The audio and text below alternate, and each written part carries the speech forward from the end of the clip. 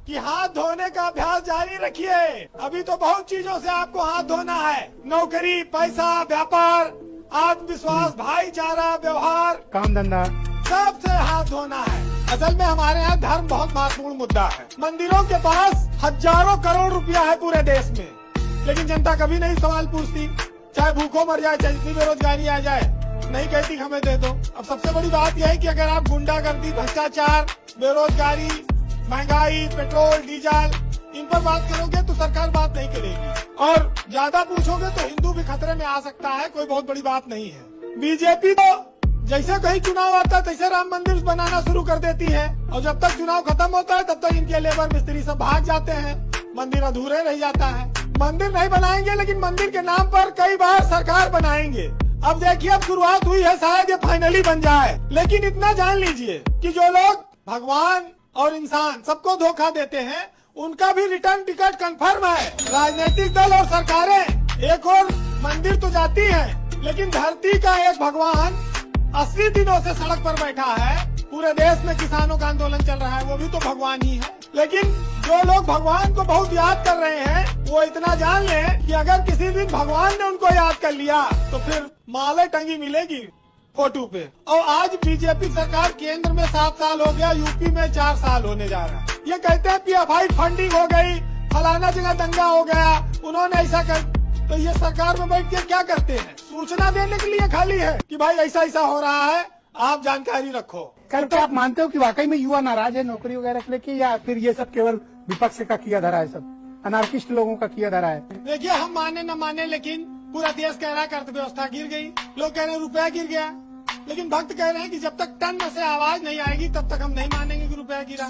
खूब लूटो, लूटने वाले को भी छूट, और जो लूट रहा है वो खूब चिल्लाए, उसको भी छूट। जनता को इतना कुचल दो कि बस वो जिंदा रहने को ही अपना विकास समझे, बाकी वो कुछ मांगे ना। तो ऐसे ही भारत निर्माण हो रहा है।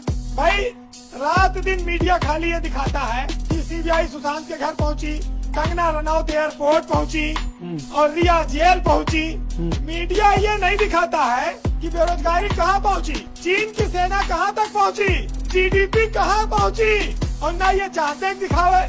लेकिन उनको साथ साथ ये भी डर सता रहा है कि जो हिंदू, मुसलमान, सिख, ये सब जो एक जगह इकट्ठा हो गए, एक चूल्हे पे इनका भोजन शुरू हो गया है, ये भी बीजेपी के लिए खतरे का संकेत है। अगर किसान आंदोलन को ये बताया जाएगा कि ये देश विरोधी है और ये किसान नहीं है, तो बीजेपी के नेताओं को गांव में ये भी बताना पड़ेगा कि 80 रुपया डीजल जो बिक रहा है किसानों के लिए, वो भी फायदेमंद है कि नहीं है, इसका भी जवाब देना पड़ेगा। किसानों के बच्चों की स्कूल की फीस कोरोना काल में क्यों माफ नहीं हुई, ये भी उनको बताना पड़ेगा। एक ट्यूबवेल का जो पहले 500 से 700 रुपए के बीच गांव में बिजली बिल आता था, अब उस ट्यूबवेल का 2500 से 3000 के नीचे किसी का बिल नहीं आता है मिनिमम। तो ये बीजेपी सरकार का तोहफा है किसानों को। ये बताइए, ये 4 साल से गन्ना की कीमतें क्यों नहीं बढ़ रही हैं? कल मैंने देखा कैबिनेट के जरिए फिर प्रस्ताव पास कर दिया कि कीमत मत बढ़ाओ। क्यों भाई, क्या प्रॉब्लम क्या है? बीजेपी विपक्ष में थी तो 2017 से पहले बीजेपी 425 रुपया कुंटल गन्ना के दाम करने की मांग करती थी लगातार। हाँ, मुझे याद, आंदोलन करती थी। हाँ, मुझे याद। लेकिन इनकी सरकार में 315 रुपया से आगे नहीं बढ़ पाया आज तक दाम। नहीं, मैं तो गन्ना किसानों से कहूंगा अपने क्षेत्र के हर एक मंत्री से सवाल करें जिसने इस कैबिनेट नोट पर हस्ताक्षर किए हैं कि गन्ना की कीमत न बढ़ाई जाए। देखिए, इन्होंने वोट ले लिया और उसके बाद जनता को उनके हाल पर छोड़ दिया। पेट्रोल 100 रुपया पार चला जाए, आलू 70 रुपए में बिक जाए, प्याज 100 रुपए के आसपास पहुंच जाए, महंगाई चरम पे पहुंच जाए, और बस खाली राष्ट्रवाद, हिंदू मुस्लिम, पाकिस्तान, यही चलता रहे। अरे इससे पेट भरना है हिंदू मुस्लिम से? नौकरी है नहीं किसी के पास, नौकरी चर्चा न हो। लेकिन एक बात तो सत्य है कि सरकार कहती भाई नौकरियां बहुत है, काबिल लोग नहीं। तो ये हम आप चिल्ला रहे हैं, बेरोजगार चिल्ला रहे हैं, डिसलाइक का बटन दबा रहे हैं, सोशल मीडिया पर ट्रेंड हो रहा है, पूरा समाज देख रहा है। उसके बावजूद क्योंकि सत्ता में आप 5 साल के लिए बैठे हैं, आप ना मानिए। आपने 13 लाख नौकरी प्रतिवर्ष उत्तर प्रदेश में मैनिफेस्टो में वादा किया था, अब आप ना मानिए। ये आपकी इच्छा है। अच्छा, गरीब का बेटा अगर पढ़ लिख ले और कहे कि हमें रोजगार दो, तो कहो कि भाई पकौड़ा तल लो। और मंत्री और विधायक और सांसद का बेटा, उनके लिए बड़ी बड़ी फैक्ट्रियों में, बड़ी बड़ी संस्थाओं में बड़े बड़े पद हैं। जब कांग्रेस के जमाने में 60-70 रुपया पेट्रोल रहा, तब बीजेपी वाले कुर्ता फाड़ के खड़े हो जाते थे, और आज 100 रुपया में लेने में इस देश के जनता को दर्द नहीं हो रहा है। देखिए ब्रजेश जी, हमारे यहाँ जब बकरे को हलाल करना होता है तो उससे पहले उसको खूब खिलाया पिलाया जाता है। पहले जिनके पास सिलेंडर नहीं था, रसोई गैस उनको फ्री में बांटी गई। अब दाम इतने बढ़ा दिए गए कि जो फ्री में बचा था वो पैसा भी वसूल हो जाएगा। अब पुराना दिन आ गया, लोग चूल्हे पे कंडे पे रोटी सब्जी बनाए और सिलेंडर के सामने फोटो रख के माला रख के अगरबत्ती जलाएं, क्योंकि महंगाई बेकाबू है। सरकार कहती है पेट्रोल डीजल के दाम हमारे हाथ में नहीं है। बीजेपी एक काम और कर दे तो सब महंगाई घट सकती है। जो किलोमीटर वाला पत्थर है, अगर इसको सरकार नजदीक नजदीक लगवा दे तो गाड़ियों का एवरेज बढ़ जाएगा और महंगाई का ज्यादा असर दर्द महसूस नहीं करेगी जनता। बीजेपी देखिए एक चीज तो है, पहले कहती साहब कोरोना था, किसी तरह से हमने देश संभाला और तमाम सारी चीजें। पूरी दुनिया में पेट्रोल डीजल के दाम कच्चे तेल के कम रहे, लेकिन हिंदुस्तान में घटा नहीं, बढ़ते रहा। किसी तरह से जो है अच्छे दिनों के सदमे से लोग बाहर निकले थे, तब तक सरकार ने आत्मनिर्भर दे मारा। अब उसको लेकर लोग झेल रहे हैं। देखिए बीजेपी की प्रवक्ता बैठी है, उन्होंने कहा कि भाई केंद्र सरकार के हाथ में तेल के दामों को कंट्रोल करना नहीं है। बस खाली ये बता दें कि जब ये विपक्ष में थे तो क्या इनको इस बात की जानकारी नहीं थी, जब ये प्रदर्शन करते थे पेट्रोल डीजल की महंगाई पर? कोरोना काल में सरकार ने बड़ा संभाला, किसको? अपने राजकोष को संभाला। ये चीजों को लोग समझ रहे हैं और सरकार एक योजना भी लाने जा रही है, जेब हल्का करो योजना। ये भी इस देश में बहुत जल्दी शुरू होने वाला है। जो लोग इसका विरोध करेंगे वो टुकड़े टुकड़े कहलाएंगे, देशद्रोही कहलाएंगे। इसलिए कहा गया है कि मुंह पे मास्क लगाओ, मुंह बंद रखो। बीजेपी के पास बहुत सारी हथियार हैं महंगाई की ओर से ध्यान हटाने का। संपत सरन एक साहित्यकार है, उन्होंने लिखा है बीजेपी के पास एक कैसेट है, कॉपीराइट है उसका, वो परमानेंट बजता है और उसमें है कि पेट्रोल डीजल हमारे हाथ में नहीं है, रुपया अंतर्राष्ट्रीय कारणों से गिर रहा है, महंगाई बेरोजगारी के लिए कांग्रेस जिम्मेदार है, बाकी सारी समस्याएं नेहरू छोड़ गए हैं, और फिर भी कोई दिक्कत हो तो पाकिस्तान चले जाओ। को बर्बाद कर दिया। ऐसे लोग मोदी को समझ नहीं पा रहे हैं। अरे मूर्खों, जब मोदी जी खुद अधेड़ अवस्था तक भीख मांग कर खा सकते हैं तो तुम क्यों काम करना चाहते हो?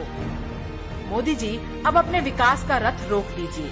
ये जनता आपके इस विकास को विनाश समझ रही है। अरे कहना क्या चाहते हो? वैसे भी देश लगभग विश्व गुरु बन ही चुका है। अब बाकी विकास आपके योगी जैसे चेले कर ही देंगे। देखकर बहुत खुशी होती है कि जिस यूपी को देश के विकास में एक रुकावट के रूप में देखा जाता था, वही यूपी आज देश के बड़े अभियानों का नेतृत्व कर रहा है।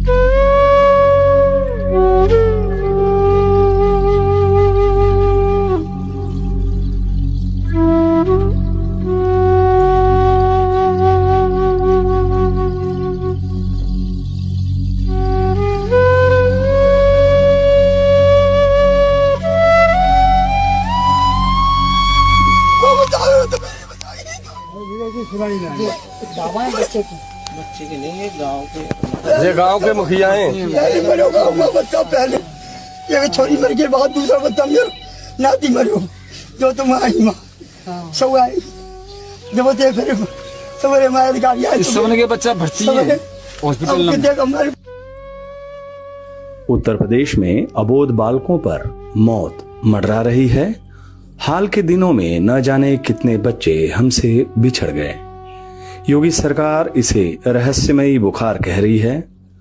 जब सरकारें बेखबर हों तो उसे वो रहस्यमयी या फिर बहुरूपिया ही कहेंगी। उत्तर प्रदेश, हर तरफ तबाही है, हर तरफ मौत की कहानी है, हर तरफ उदासी है, हर तरफ एकांत है, हर तरफ मौत दस्तक दे रही है, हर तरफ कौतूहल है। ये उत्तर प्रदेश है और मुख्यमंत्री इसे नंबर 1 का प्रदेश कहते हैं। हर तरफ बस जिंदगी रुक गई है, हर तरफ सांसें थम सी रही हैं, हर तरफ गलतफहमियों की धूल आंखों पर है, हर तरफ पलकें गीली हैं, हर तरफ सूने मन की व्यथा है, हर तरफ चेहरे पर थकान है। ये उत्तर प्रदेश है और मुख्यमंत्री इसे नंबर 1 का प्रदेश कहते हैं। हर तरफ अबोध बालक ज्वर में है, हर तरफ उलझन है, हर तरफ भविष्य मर रहा है, हर तरफ अस्पताल में भीड़ है, हर तरफ मायूसी है, हर तरफ चित्कार है, हर तरफ बेपरवाह सरकार है। ये उत्तर प्रदेश है और मुख्यमंत्री इसे नंबर 1 का प्रदेश कहते हैं। आंखें खुली है, जुबान बंद है, उम्मीद पर ना उम्मीद भारी है। यमुना के इस पार, यमुना के उस पार दर्द है, गंगा के किनारे रुदन है, गोमती विचलित है, बाकी नदियां गुस्से में उफान पर हैं। बीमारी के इस रहस्यमयी और खौफनाक मंजर को देखने और समझने वाले कम हैं। रहस्यमयी बीमारी की इस पीड़ा से लोग घरों से भाग रहे हैं, अपने घर बार, खेत खलिहान छोड़ दूसरे जगहों को निकल पड़े हैं। बीमारी के इस बवंडर में गांव, शहर, कस्बा धंसा है, फंसा है। सपने और अरमानों की भेंट पहले कोरोना ने छीन ली, अब ये नई बीमारी। मुख्यमंत्री चुनावी मोड में हैं। इस महामारी और बीमारी को फैलते हुए, लोगों के बीच में जाते हुए, तमाम बच्चों को काल के गाल में समाते हुए हो गया और सरकार ने अब तक कोई कार्रवाई नहीं की। यह पूरी तरह प्रमाणित है कि यह मुख्यमंत्री संवेदनहीन है। टीवी चैनल भी उसी रास्ते पर हैं। प्रदेश में हाहाकार है, झूठी कामयाबी का दौर है, आडंबर जुमले हावी हैं, मासूम बच्चे करा रहे हैं, अस्पतालों में भीड़ है, ज्वर है, बुखार है, दर्द है, यहाँ जिंदगी बेजार है, सांसें शेष हैं। ये उत्तर प्रदेश है, ये उत्तर प्रदेश है।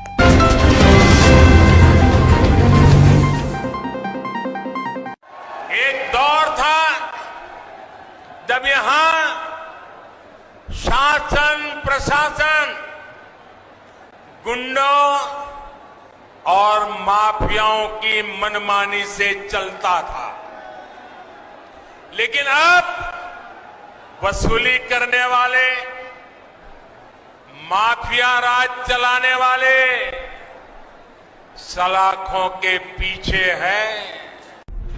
उत्तर प्रदेश में अगर गुंडे और माफिया सलाखों के पीछे होते तो पूरे देश में उत्तर प्रदेश अपराध में नंबर 1 नहीं होता। आज यूपी में महिलाओं, दलितों, अल्पसंख्यकों, बच्चों आदि के साथ अपराध की घटनाएं बढ़ी हैं। एनसीआरबी के डेटा के मुताबिक देश में महिलाओं के खिलाफ अपराध के मामले में साल 2018 और 2019 में आंकड़ों में उत्तर प्रदेश 59,445 और 59,853 मामलों के साथ सूची में सबसे ऊपर है। नेशनल क्राइम रिकॉर्ड ब्यूरो के साल 2019 के डेटा के मुताबिक यूपी में एक साल में 5,714 दंगों के मामले सामने आए। उत्तर प्रदेश के कानपुर में 2 जुलाई 2020 की रात को बिकरू गांव में जो हुआ वह कोई भी भूल नहीं सकता है। गैंगस्टर विकास दुबे और उसके गुर्गों ने पुलिस पर हमला कर दिया, जिसमें एक डीएसपी समेत 8 पुलिसकर्मी शहीद हो गए थे। हाथरस में जिस तरह से शासन और प्रशासन ने मिलकर बेटी के शव को रातों रात जलाकर मामले की लीपापोती करनी चाहिए, वो हर किसी के जहन में है। और अभी कुछ दिन पहले ही हुए जिला पंचायत अध्यक्ष के चुनाव और ब्लॉक प्रमुख के चुनाव में भाजपाइयों ने जमकर हिंसा और जाति का खेल खेला है। हिंसा का खेल खुलेआम हुआ, दिन दहाड़े गोलियां चली, महिलाओं की साड़ी तक खींची गई। चुनाव के दौरान जमकर नियमों की धज्जियां उड़ाई गई हैं। प्रशासन को अपने साथ मिलाकर विरोधियों को डराया धमकाया गया। आज यूपी अपराधियों का सबसे सुरक्षित स्थान होने के साथ साथ अपराध की घटनाओं में भी टॉप पर बना हुआ है। बहुत बार तो ऐसा होता है कि भाजपा से जुड़े हुए लोग ही अपराध में संलिप्त होते हैं या अपराधियों को बचाने की कोशिश में सबसे आगे खड़े होते हैं। पीएम मोदी सच्चाई को छिपाने की चाहे जितनी कोशिश कर लें, वो कामयाब नहीं होंगे। अब की बार करोड़ों बेरोजगार। मोदी ने सत्ता में आने से पहले हर साल 2 करोड़ रोजगार देने का वादा किया था, लेकिन सत्ता में आने के बाद 7 साल में 14 करोड़ भारतीयों को बेरोजगार बना दिया, यानी हर साल 2 करोड़ रोजगार छीन लिया। देश की 97% जनता को गरीब कर दिया। राष्ट्रीय बेरोजगारी दर 12.55% के पार पहुंचा दिया। 23 करोड़ भारतीयों को गरीबी रेखा के नीचे धकेल दिया। जीडीपी को 10% माइनस में पहुंचा दिया। अर्थव्यवस्था को चौपट कर दी। रुपए की इज्जत गिरा दी। महंगाई बढ़ाकर जनता की जेब खाली कर दी। 2020-21 में पेट्रोल बेचकर लगभग 3 लाख करोड़ टैक्स वसूली की। देश का सत्यानाश किया, जुमलों का झांसा दिया। दलाली की सीढ़ियां चढ़ता गोदी मीडिया। मोदी मीडिया कहें या गोदी मीडिया कहें, बात एक ही है, क्योंकि 2014 के बाद मीडिया ने तय कर लिया है कि वो सत्ता के इशारे पर वो सभी काम करेगी जो लोकतांत्रिक मूल्यों और इंसानियत के खिलाफ है। 2014 से पहले मीडिया को लोकतंत्र का चौथा स्तंभ माना जाता था, लेकिन उस तमगे को कुछ मीडिया वालों ने नरेंद्र मोदी की चापलूसी करके खुद खत्म कर दिया था। मीडिया वालों ने 2014 के बाद नफरत पर सवार होकर देश के लोगों के बीच ही नफरत फैलाने की पूरी कोशिश की और कुछ हद तक ये लोग इसमें कामयाब भी हो गए। मोदी सरकार द्वारा संरक्षण प्राप्त इस गोदी मीडिया ने देश को लगातार बेफिजूल के मुद्दों के साथ उलझाए रखा, जिससे कि मोदी सरकार से कड़े सवाल ना पूछे जाए। और जब कांग्रेस पार्टी ने इनसे कड़े सवाल पूछे तो ये मीडिया वाले कांग्रेस प्रवक्ताओं से ही उल्टे सवाल पूछकर भाजपा के प्रवक्ताओं को बचकर निकल जाने का मौका देते रहे। उसके बावजूद भी कांग्रेस के प्रवक्ता जनता तक सच लाते रहे।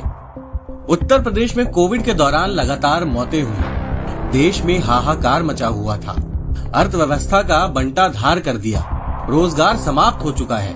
लेकिन इस गोदी मीडिया को मोदी जी की तारीफ करने का इतना मोटा पैसा मिलता है कि इनकी जुबानों पर जैसे ताला लग चुका है। लेकिन कान खोल के सुन लो गोदी मीडिया, जनता अब जाग गई है और तुम्हारा नफरत का एजेंडा अब नहीं चलेगा। इंडियन हिंदू मुस्लिम लीग। दुनिया में आज 800 खेल खेले जाते हैं, लेकिन भारत में हिंदू मुस्लिम का खेल सबसे ज्यादा पॉपुलर है। इस खेल का मैदान पूरा हिंदुस्तान है और इस खेल में कप्तान मोदी जी ने करोड़ों मूर्ख अनभक्त खिलाड़ियों को माहिर कर दिया है। ये गोबर बुद्धि खिलाड़ी अपनी मर्जी से कुछ नहीं कर सकते हैं। जैसा इनका आका कहता है वैसे ही इनको करना पड़ता है। सारे खिलाड़ियों के दिमाग से भेजा निकाल लिया गया है और भेजे की जगह हिंदू राष्ट्र की अफीम भर दी गई है। इन मूर्ख अंधभक्त खिलाड़ियों को अपने घर की भूख, बेरोजगारी, जिल्लत और गरीबी नहीं दिखती। महंगाई इन्हें डार्लिंग लगने लगी है।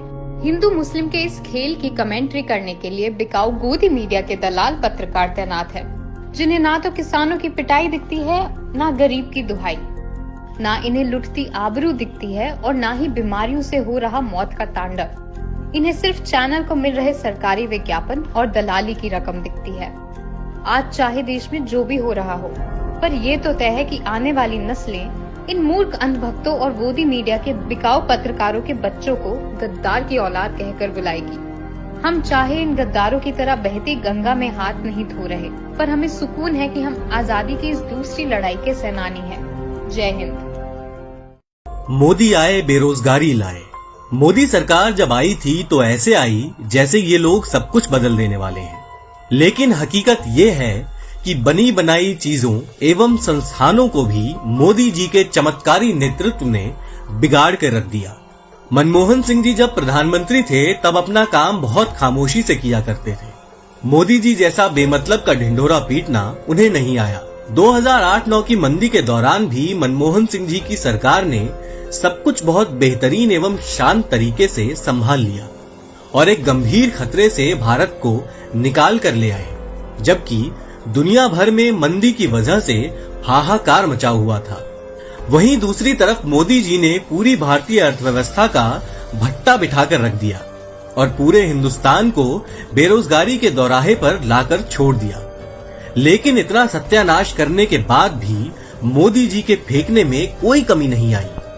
नौकरियों का आलम यह है कि लोग भटक रहे हैं कि उन्हें काम मिल जाए, लेकिन उन्हें निराशा ही हाथ लग रही है और इसका एकमात्र कारण मोदी सरकार की विफल नीतियां हैं, जिनका प्रचार मोदी जी ऐसे करते हैं जैसे पूरा हिंदुस्तान बदल देने वाले हैं। मोदी जी, बातें बहुत हो गई, अब तो मान जाइए कि सरकार चलाना सिर्फ कांग्रेस की बस की बात है और आप जैसे बयानवीरों की जरूरत देश को नहीं है। मोदी जी, रहम करो, झोला उठाओ और चलते बनो। वैसे एक चीज है, इन्होंने ये सिखा दिया कोरोना काल में कि हाथ धोने का अभ्यास जारी रखिए। अभी तो बहुत चीजों से आपको हाथ धोना है, नौकरी, पैसा, व्यापार, आत्मविश्वास, भाईचारा, व्यवहार, काम धंधा, सबसे हाथ धोना है। असल में हमारे यहाँ धर्म बहुत महत्वपूर्ण मुद्दा है। मंदिरों के पास हजारों करोड़ रुपया है पूरे देश में, लेकिन जनता कभी नहीं सवाल पूछती। चाहे भूखों मर जाए, चाहे जितनी बेरोजगारी आ जाए, नहीं कहती हमें दे दो। अब सबसे बड़ी बात यह है कि अगर आप गुंडागर्दी, भ्रष्टाचार, बेरोजगारी, महंगाई, पेट्रोल, डीजल, इन पर बात करोगे तो सरकार बात नहीं करेगी, और ज्यादा पूछोगे तो हिंदू भी खतरे में आ सकता है। कोई बहुत बड़ी बात नहीं है। बीजेपी तो जैसे कहीं चुनाव आता है तैसे राम मंदिर बनाना शुरू कर देती है, और जब तक चुनाव खत्म होता है तब तक इनके लेबर मिस्त्री सब भाग जाते हैं, मंदिर अधूरे रह जाता है। मंदिर नहीं बनाएंगे, लेकिन मंदिर के नाम पर कई बार सरकार बनाएंगे। अब देखिए, अब शुरुआत हुई है, शायद ये फाइनली बन जाए। लेकिन इतना जान लीजिए कि जो लोग भगवान और इंसान सबको धोखा देते हैं, उनका भी रिटर्न टिकट कंफर्म है। राजनीतिक दल और सरकारें एक और मंदिर तो जाती हैं, लेकिन धरती का एक भगवान 80 दिनों से सड़क पर बैठा है। पूरे देश में किसानों का आंदोलन चल रहा है, वो भी तो भगवान ही है। लेकिन जो लोग भगवान को बहुत याद कर रहे हैं, वो इतना जान लें कि अगर किसी दिन भगवान ने उनको याद कर लिया तो फिर माले टंगी मिलेगी फोटो पे। और आज बीजेपी सरकार केंद्र में 7 साल हो गया, यूपी में 4 साल होने जा रहा है। ये कहते हैं PFI फंडिंग हो गई, फलाना जगह दंगा हो गया, उन्होंने ऐसा कर। तो ये सरकार में बैठ के क्या करते हैं? सूचना देने के लिए खाली है कि भाई ऐसा ऐसा हो रहा है, आप जानकारी रखो। तो आप मानते हो कि वाकई में युवा नाराज है नौकरी वगैरह के लेके, या फिर ये सब केवल विपक्ष का किया धरा है, सब अनार्किस्ट लोगों का किया धरा है? देखिए, हम माने न माने, लेकिन पूरा देश कह रहा है कि अर्थव्यवस्था गिर गई, लोग कह रहे हैं रुपया गिर गया, लेकिन भक्त कह रहे हैं कि जब तक टन से आवाज नहीं आएगी तब तक हम नहीं मानेंगे कि रुपया गिरा। खूब लूटो, लूटने वाले को भी छूट, और जो लूट रहा है वो खूब चिल्लाए, उसको भी छूट। जनता को इतना कुचल दो कि बस वो जिंदा रहने को ही अपना विकास समझे, बाकी वो कुछ मांगे ना। ऐसे ही भारत निर्माण हो रहा है। भाई, रात दिन मीडिया खाली ये दिखाता है कि CBI सुशांत के घर पहुंची, कंगना रनौत एयरपोर्ट पहुंची और रिया जेल पहुंची। मीडिया ये नहीं दिखाता है कि बेरोजगारी कहाँ पहुंची, चीन की सेना कहाँ तक पहुंची, GDP कहाँ पहुंची। और ना ये चाहते दिखावे, लेकिन उनको साथ साथ ये भी डर सता रहा है कि जो हिंदू, मुसलमान, सिख, ये सब जो एक जगह इकट्ठा हो गए, एक चूल्हे पे इनका भोजन शुरू हो गया है, ये भी बीजेपी के लिए खतरे का संकेत है। अगर किसान आंदोलन को ये बताया जाएगा कि ये देश विरोधी है और ये किसान नहीं है, तो बीजेपी के नेताओं को गांव में ये भी बताना पड़ेगा कि 80 रुपया डीजल जो बिक रहा है किसानों के लिए, वो भी फायदेमंद है कि नहीं है, इसका भी जवाब देना पड़ेगा। किसानों के बच्चों की स्कूल की फीस कोरोना काल में क्यों माफ नहीं हुई, ये भी उनको बताना पड़ेगा। एक ट्यूबवेल का जो पहले 500 से 700 रुपए के बीच गांव में बिजली बिल आता था, अब उस ट्यूबवेल का 2500 से 3000 के नीचे किसी का बिल नहीं आता है मिनिमम। तो ये बीजेपी सरकार का तोहफा है किसानों को। ये बताइए, ये 4 साल से गन्ना की कीमतें क्यों नहीं बढ़ रही हैं? कल मैंने देखा कैबिनेट के जरिए फिर प्रस्ताव पास कर दिया कि कीमत मत बढ़ाओ। क्यों भाई, क्या प्रॉब्लम क्या है? बीजेपी विपक्ष में थी तो 2017 से पहले बीजेपी 425 रुपया कुंटल गन्ना के दाम करने की मांग करती थी लगातार। हाँ, मुझे याद, आंदोलन करती थी। हाँ, मुझे याद। लेकिन इनकी सरकार में 315 रुपया से आगे नहीं बढ़ पाया आज तक दाम। नहीं, मैं तो गन्ना किसानों से कहूंगा अपने क्षेत्र के हर एक मंत्री से सवाल करें जिसने इस कैबिनेट नोट पर हस्ताक्षर किए हैं कि गन्ना की कीमत न बढ़ाई जाए। देखिए, इन्होंने वोट ले लिया और उसके बाद जनता को उनके हाल पर छोड़ दिया। पेट्रोल 100 रुपया पार चला जाए, तो आलू 70 रुपए में बिक जाए, प्याज 100 रुपए के आसपास पहुंच जाए, महंगाई चरम पे पहुंच जाए, और बस खाली राष्ट्रवाद, हिंदू मुस्लिम, पाकिस्तान, यही चलता रहे। अरे इससे पेट भरना है हिंदू मुस्लिम से? नौकरी है नहीं किसी के पास, नौकरी की चर्चा न हो। लेकिन एक बात तो सत्य है कि सरकार कहती भाई नौकरियां बहुत है, काबिल लोग नहीं। तो ये हम आप चिल्ला रहे हैं, बेरोजगार चिल्ला रहे हैं, डिसलाइक का बटन दबा रहे हैं, सोशल मीडिया पर ट्रेंड हो रहा है, पूरा समाज देख रहा है। उसके बावजूद क्योंकि सत्ता में आप 5 साल के लिए बैठे हैं, आप ना मानिए। आपने 13 लाख नौकरी प्रतिवर्ष उत्तर प्रदेश में मैनिफेस्टो में वादा किया था, अब आप ना मानिए। ये आपकी इच्छा है। अच्छा, गरीब का बेटा अगर पढ़ लिख ले और कहा कि हमें रोजगार दो तो कहोगे भाई पकौड़ा तल लो। और मंत्री और विधायक और सांसद का बेटा, उनके लिए बड़ी बड़ी फैक्ट्रियों में, बड़ी बड़ी संस्थाओं में बड़े बड़े पद हैं। जब कांग्रेस के जमाने में 60-70 रुपया पेट्रोल रहा, तब बीजेपी वाले कुर्ता फाड़ के खड़े हो जाते थे, और आज 100 रुपया में लेने में इस देश के जनता को दर्द नहीं हो रहा है। देखिए ब्रजेश जी, हमारे यहाँ जब बकरे को हलाल करना होता है तो उससे पहले उसको खूब खिलाया पिलाया जाता है।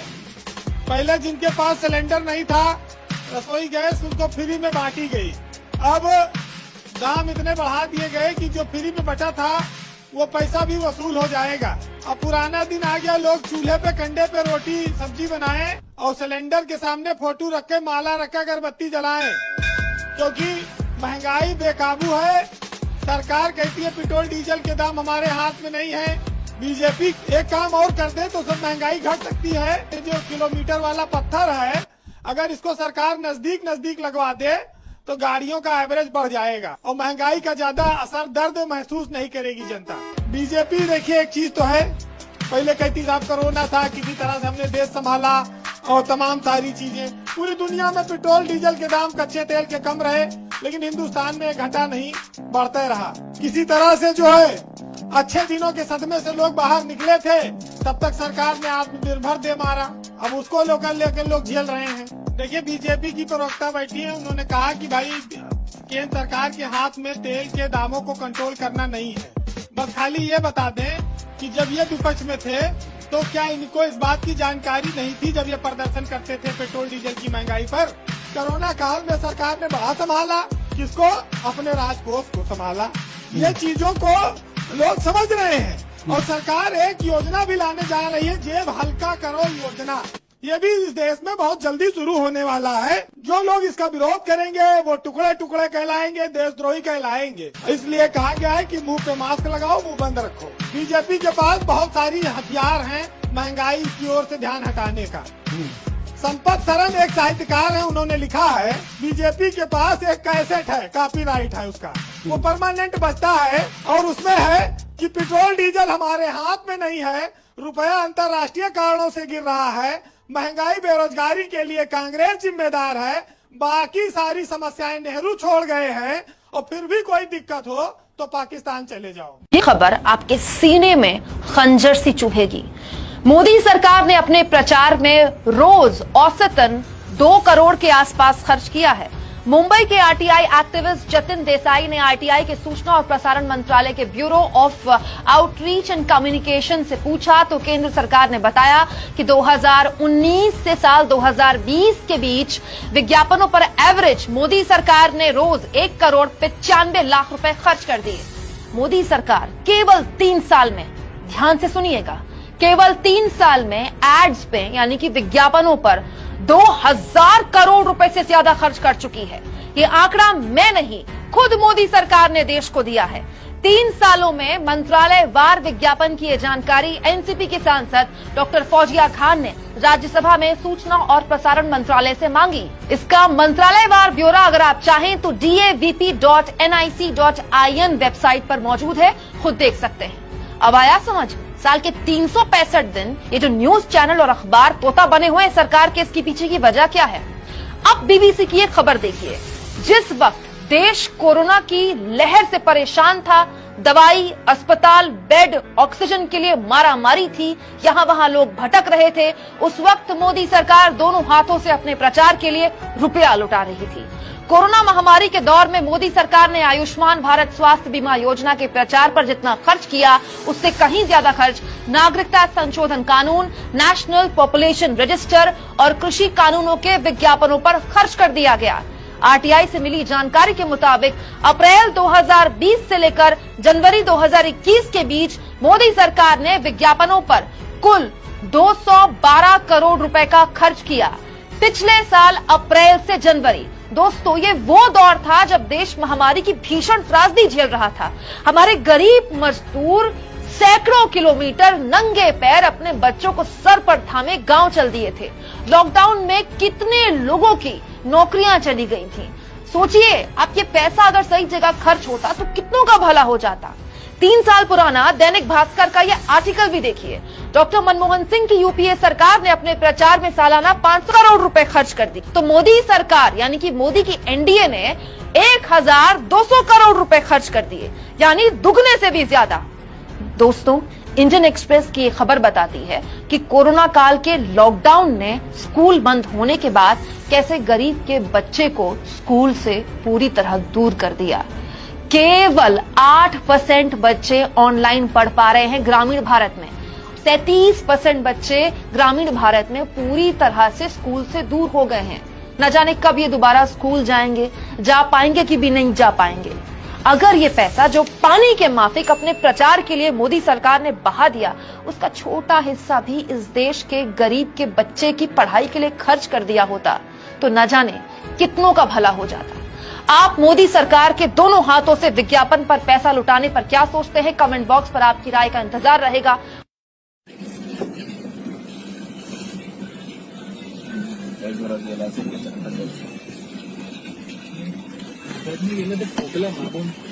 कोणीतरी ब्रेक मारला तर मी मागून नाही केलं.